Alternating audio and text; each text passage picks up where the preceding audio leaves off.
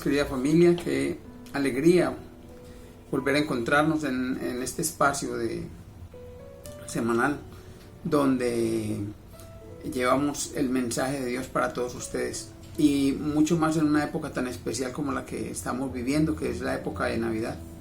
Es una época donde las familias se reúnen, donde las familias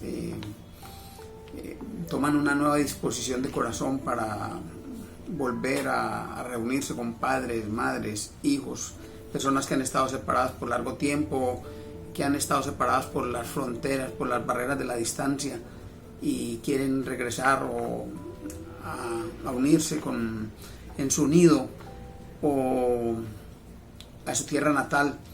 Y es una época donde el corazón se llena de alegría porque nos volvemos a encontrar con los seres queridos, y celebramos la Navidad en torno a grandes festejos, en torno a regalos, en torno a decoración, en torno a árboles frondosos, decorados con muchas luces. Nuestras casas se visten de luces.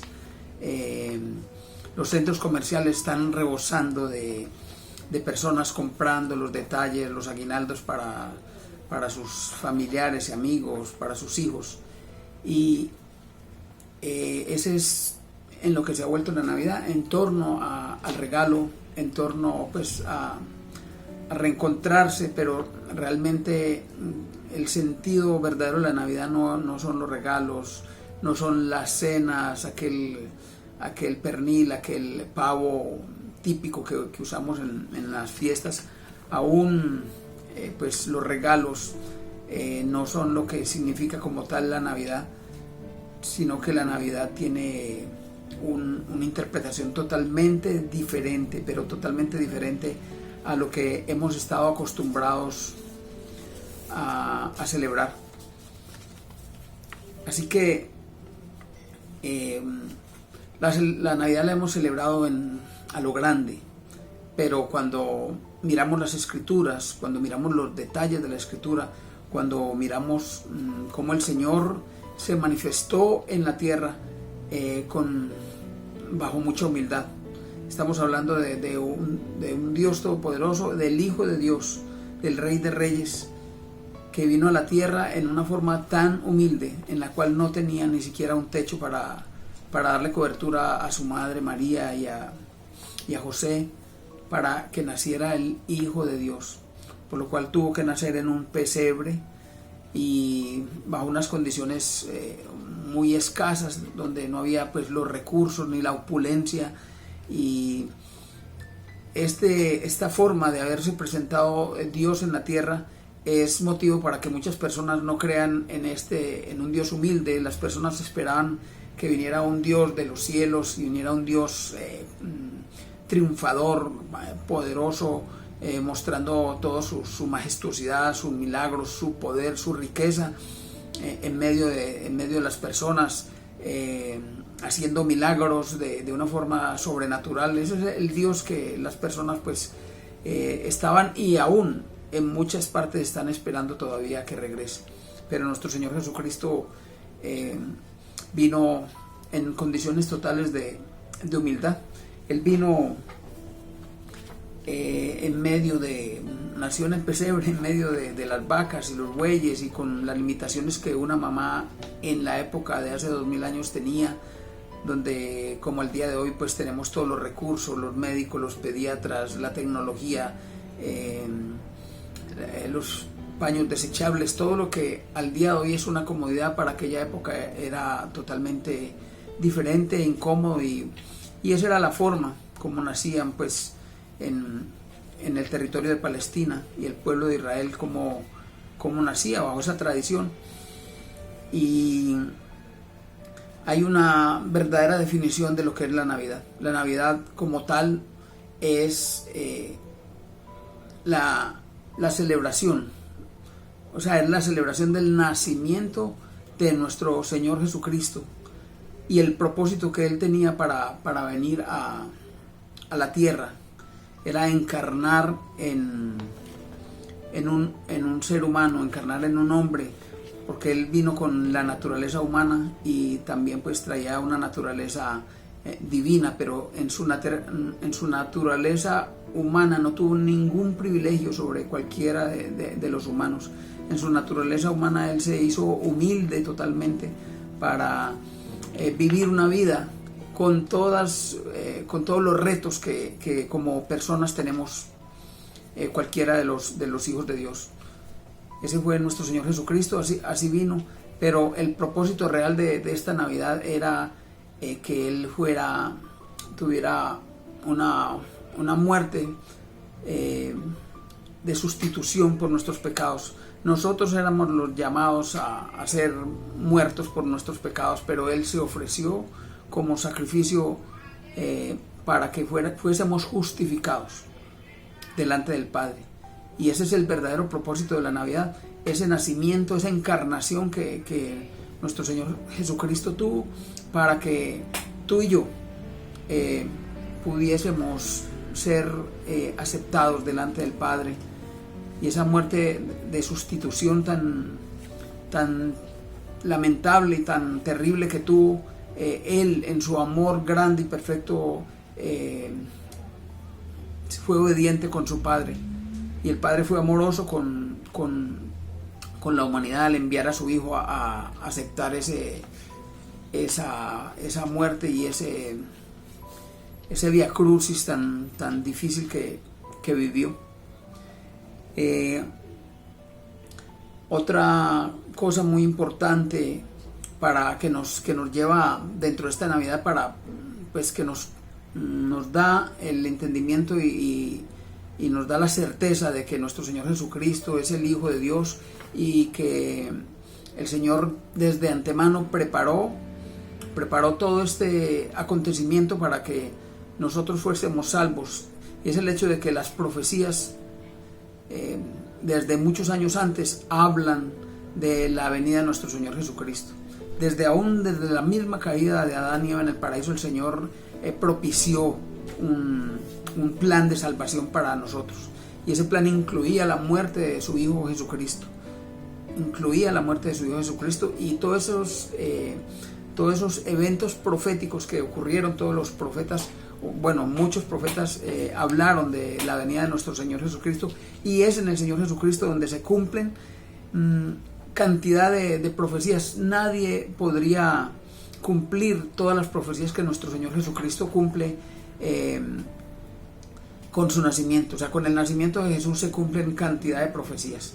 Vamos a ver algunas de las profecías que se cumplieron y pues vamos explicando algunas para cerrar con el verdadero propósito de la Navidad. Así que un primer acontecimiento que es muy importante es las palabras de Isaías, el profeta Isaías, que vivió 800 años antes de nuestro Señor Jesucristo. 800 años de que nuestro Señor Jesucristo viniera, el profeta Isaías profetizó esta llegada tan importante. Isaías 9:6 dice: porque un niño nos es nacido, hijo nos ha sido dado, y el principado sobre su hombro. Se llamará su nombre admirable, consejero, Dios fuerte, Padre eterno, príncipe de paz. En los primeros capítulos del Evangelio de Mateo se narra los acontecimientos del nacimiento de nuestro Señor Jesucristo, de lo que vivió María y José en el desplazamiento.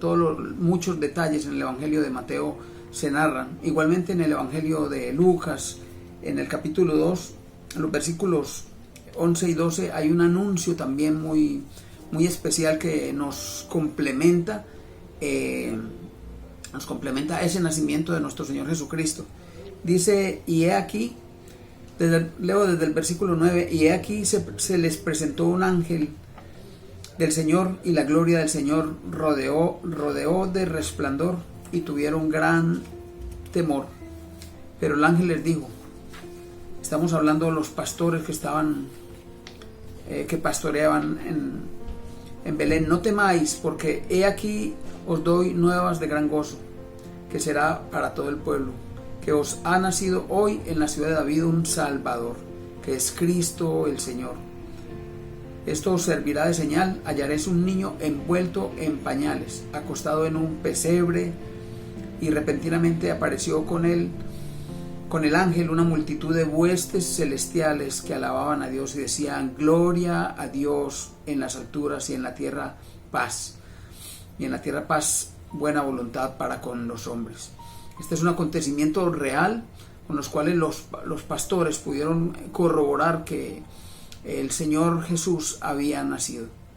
Igualmente, esto adicional a todo lo que se relata en el Evangelio de Mateo, pues corroboran esa primera profecía del profeta Isaías, donde dice: un niño nacerá.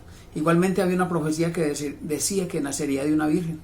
Isaías 7:14 lo dice: por tanto el Señor mismo os dará señal, la virgen concebirá y dará a luz un hijo, y le pondrá por nombre Emmanuel. Todos conocemos los detalles del nacimiento de nuestro Señor Jesucristo, cuando el Señor Jesucristo fue engendrado por el Espíritu Santo en el vientre de María, la mujer elegida, la mujer maravillosa, obediente, conocedora de la palabra, una mujer de testimonio maravillosa, que el Señor eligió para que ahí fuera gestado su Hijo Jesucristo. Y bueno, los detalles son bastante amplios en la Escritura. Y miremos una profecía más que decía: será de la tribu de Judá. Cuando Jacob estuvo a punto de morir, llamó a todos sus hijos, a los 12 hijos de las tribus de Israel, y a cada uno le profetizó, pues para bien o para mal le profetizó, pero a Judá, que es de donde proviene nuestro Señor Jesucristo. La ascendencia de nuestro Señor Jesucristo viene de la tribu de Judá. Y en Génesis 49, 8, 10 se narra el momento donde Jacob moribundo está dando una profecía importante sobre Judá.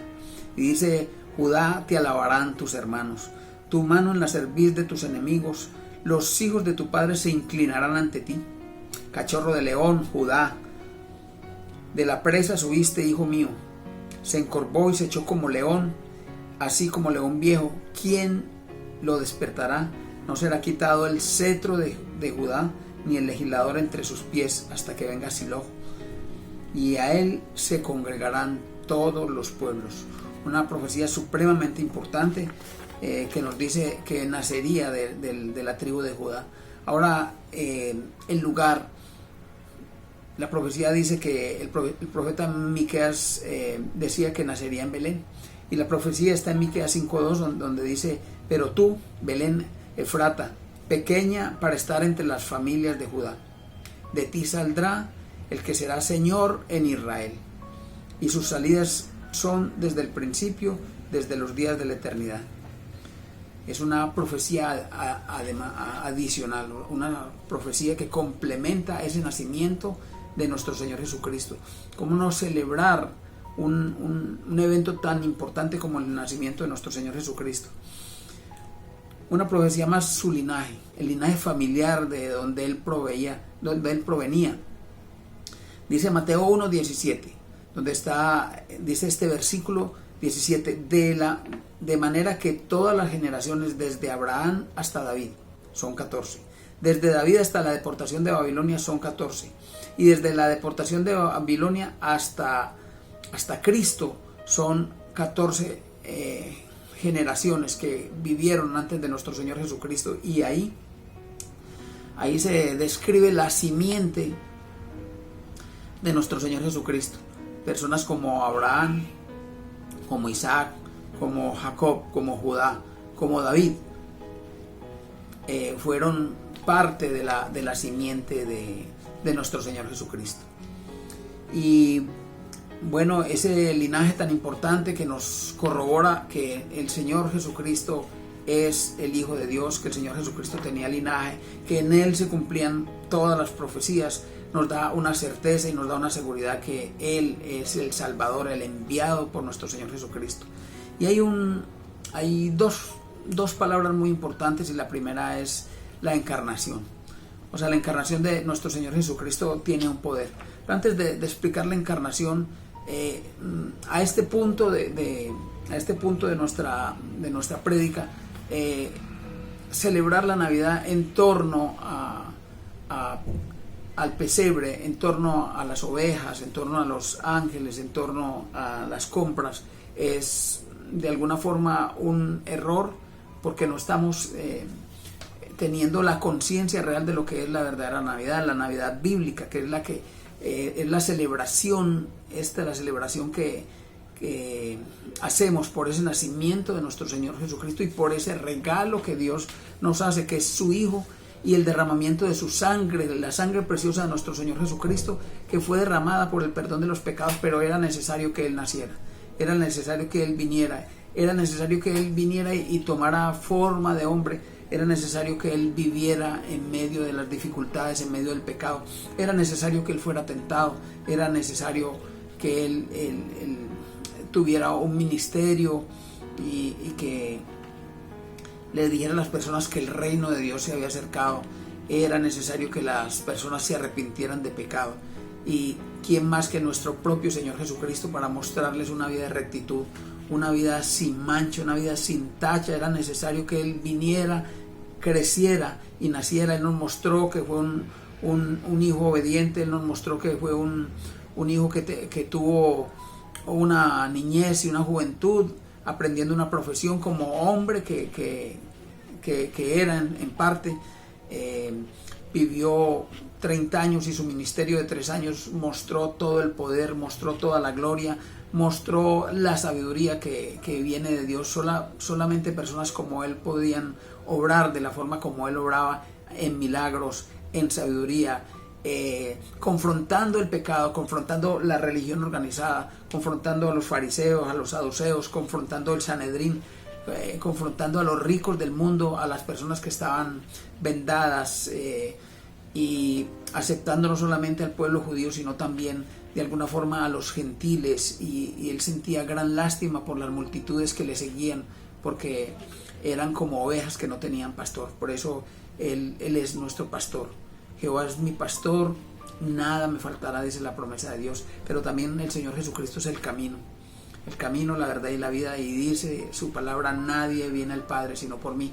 Era necesario que el Señor Jesucristo naciera, era necesario que el Señor Jesucristo cumpliera todo el proceso para que llegase a ese propósito final, cuando se da por terminada su obra redentora, donde Él es humillado al morir en la peor muerte, que es la muerte de cruz. Se humilló y cargó con todos los pecados de la humanidad. Así que tú y yo, por esa muerte y por ese sacrificio, por cada gota de sangre que Él derramó, nosotros hemos sido perdonados, hemos sido hallados justos delante del Padre. Qué maravilloso poder entender la encarnación, o sea, la importancia de la encarnación de nuestro Señor Jesucristo con esa llegada. O sea, no podría haber sido de una forma diferente para darnos esperanza a nosotros, que como humanos también podríamos vivir una vida de rectitud, una vida de ejemplo también en medio de esto. Filipenses 2:5 nos dice: haya pues en vosotros ese mismo sentir que hubo también en Cristo Jesús, el cual, siendo en forma de Dios, no estimó a ser igual a Dios como cosa a que aferrarse, sino que se despojó a sí mismo, tomando forma de siervo, hecho semejante a los hombres, y estando en la condición de hombre, se humilló a sí mismo, haciéndose obediente hasta la muerte y muerte de cruz. Obediente hasta la muerte y muerte de cruz. Es increíble cómo nuestro Señor Jesucristo se ofreció siendo Dios. O sea, tiene que haber un amor muy grande dentro de sí. El versículo 9 nos dice: por lo cual también Dios lo exaltó a lo sumo y le dio un nombre que es sobre todo nombre. El nombre de nuestro Señor Jesucristo es nombre sobre todo nombre, para que en el nombre de Jesús se doble toda rodilla, y estoy hablando de toda rodilla, de los que están en los cielos y en la tierra y debajo de la tierra. O sea, no hay alguien que tenga la preeminencia de nuestro Señor Jesucristo. No hay alguien que tenga la superioridad que tiene nuestro Señor Jesucristo. No hay nadie que supere el amor de nuestro Señor Jesucristo. ¿Cómo no alabarlo? ¿Cómo no celebrarle a nuestro Señor Jesucristo? ¿Cómo no agradecerle? Porque aparte de eso nos dejó su gracia, aparte de eso nos dejó, aparte de ese perdón, nos dejó la posibilidad de tener entrada al reino de los cielos. Y toda lengua confiese que Jesucristo es el Señor, para la gloria de Dios Padre. Toda lengua confiese que Jesucristo es el Señor. Qué maravillosa palabra. ¿Cómo no pegarnos a un trozo de la Escritura tan importante, donde evidencia la humildad de nuestro Señor Jesucristo, el cual siendo Dios, siendo en forma de Dios, se humilló, haciéndose hombre, haciéndose carne, convirtiéndose cargando ese pecado nuestro?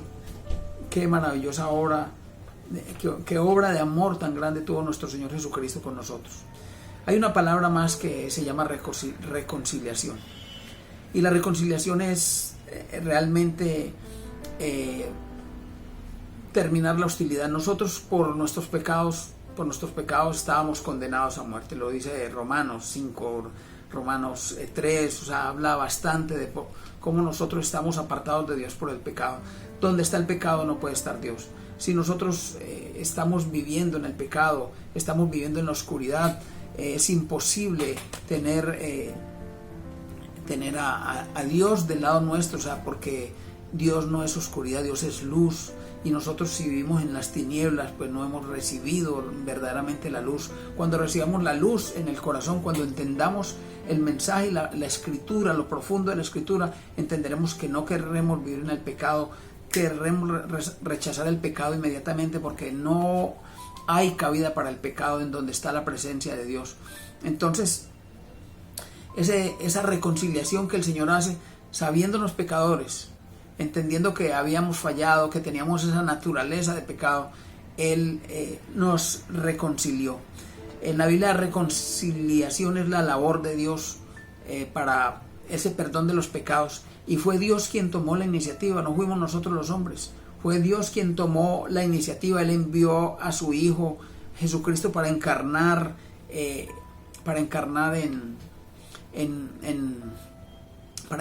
en un ser humano, y para afrontar esa muerte de cruz como sacrificio vivo, y es un sacrificio acepto por el derramamiento de su sangre.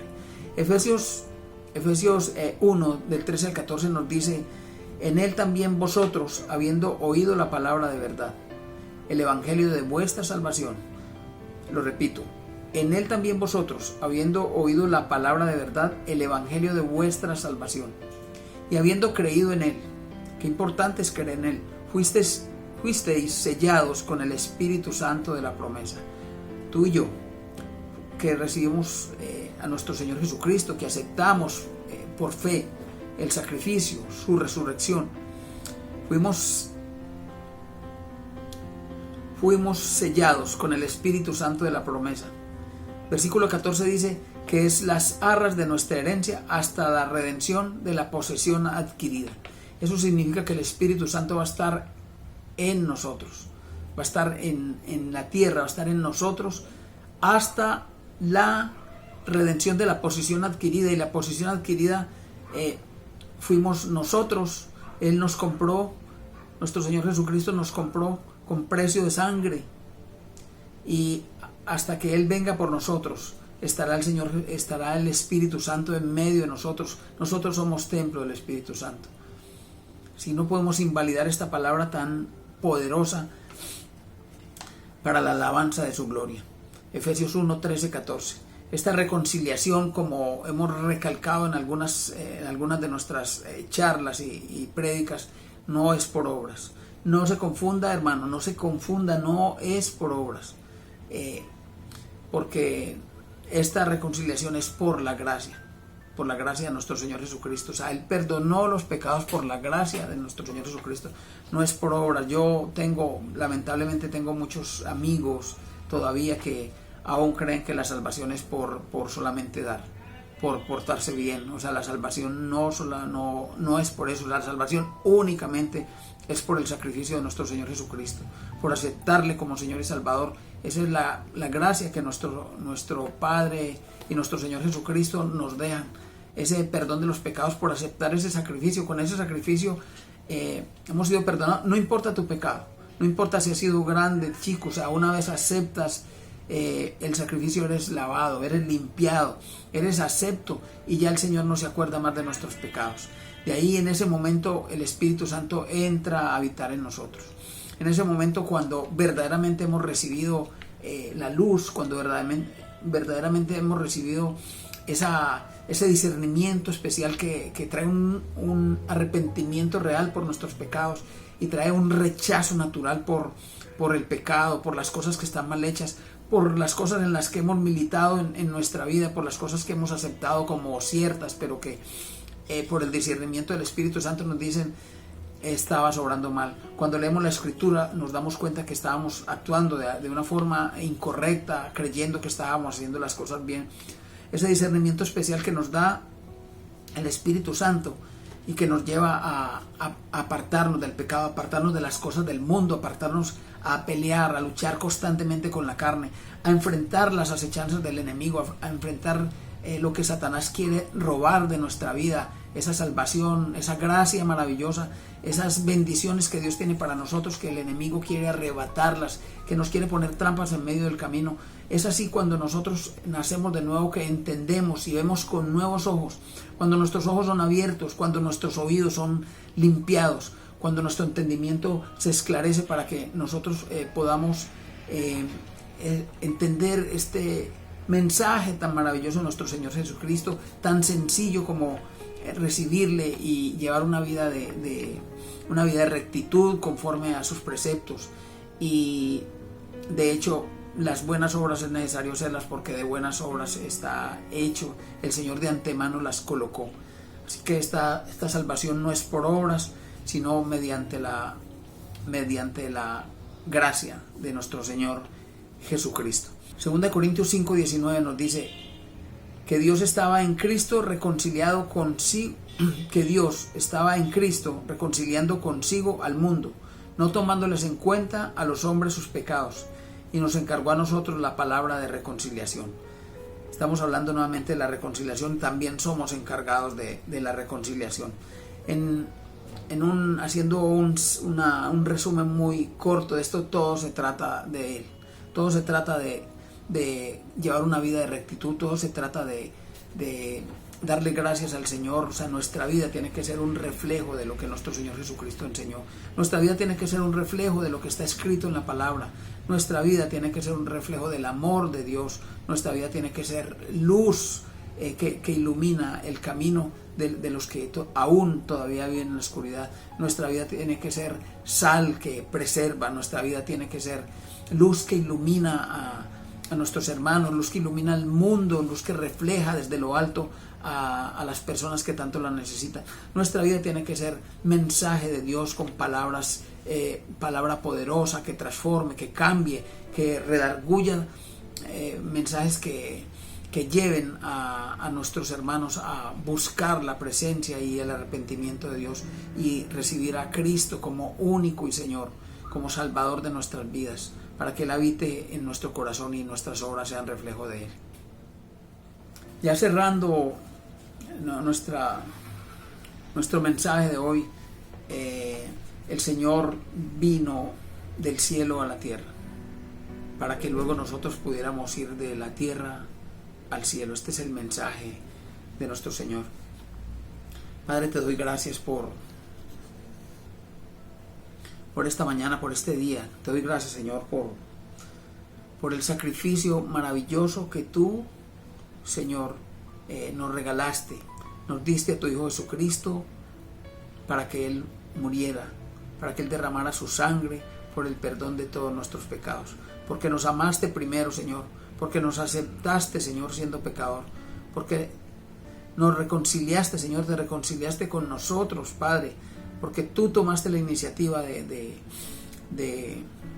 perdonarnos, Señor, porque tú creaste un plan de salvación en el que estaba incluido tu Hijo Jesucristo. Gracias, Señor Jesús, por ofrecerte como ese Cordero perfecto que iba a ser inmolado, ese Cordero que moriría de una forma tan cruel por el perdón de los pecados. Cuánto nos amas, Señor Jesús, cuánto nos amaste, Señor, desde el comienzo, cuánto amor hay en el corazón de Dios, y cuánto nosotros debemos retribuirle con nuestros actos, cuánto debemos honrarle con nuestros actos.